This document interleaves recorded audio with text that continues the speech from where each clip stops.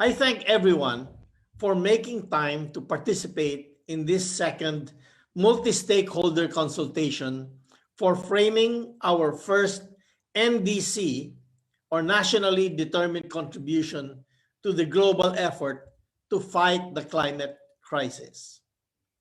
The NDC is the central element of the Paris Agreement. Forged among 196 countries in 2015, this accord is the last great hope to turn back the scourge of global warming. Because nations have different circumstances, resources, and abilities, the Paris Agreement leaves it to the countries to set their contributions to reduce carbon emissions. The Philippines, unfortunately, did not put enough effort in the past to craft our NDC and build the broadest consensus behind it among the stakeholders. This second multi-stakeholder consultation intends to correct that. The National Program for Reducing Carbon Emissions and Bringing Down Pollution Levels requires both political will and public support. Such a program will entail lifestyle changes, tighter regulations, and some amount of economic costs for everyone. Without political will and public support, the program will likely be met with resistance. I therefore call on everyone to set our differences aside and cooperate on this effort. In our case, a strong mandate to reduce single-use plastics appears to be an obvious element in our NDC. A 2015 report on plastic pollution by the Ocean Conservancy Charity and the McKinsey Center for Business and Environment ranked the Philippines as the world's third biggest plastic polluter in the oceans. This is an embarrassment. This is irresponsible.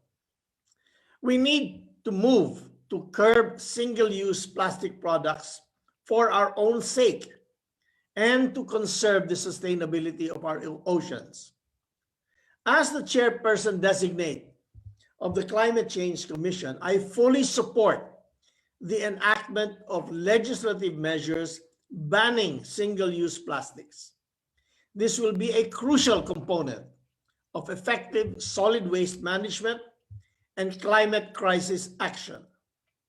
Once passed, every single Filipino, by not consuming plastics, is contributing to help save our environment. On the matter of defining our first NDC, ambitiousness is a virtue. Let us aim high, make our nation proud, and accept our responsibility. Argument that we have a small carbon footprint and therefore do not need to do much to help the rest of humanity.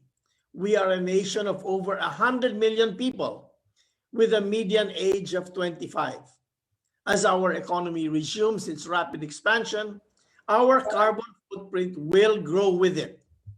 Committing to reduce our carbon footprint is a matter of survival for our future generations. I urge the participants in this meeting to have foresight and muster courage to redefine our development along lines of sustainability. There will be pain in making the adjustments, but it is the life of the planet that is at stake here. The Philippines is one of the countries most vulnerable to natural calamities and hazards. If we allow the death of our seas and the continued deterioration of the world's climate, we will suffer the most. In a word, we have higher stakes in this global effort than many other nations. I want us to be a world leader in making a difference in this battle against the climate crisis. I want us to pave the way in this area through our ambition. This is precisely the reason why we need to take a bolder collective action in crafting our first NDC. It is better to be late and to have ambitious and well thought out contributions rather than poorly constructed ones submitted on time without a general consensus behind it. In all our efforts, I hope we will constantly be guided by science. Climate crisis is much too important to be distracted by geopolitics. All the elements of our contribution must be feasible and should lead to a better economy for our people. I trust that the participants in this meeting will work the hardest and imagine creatively.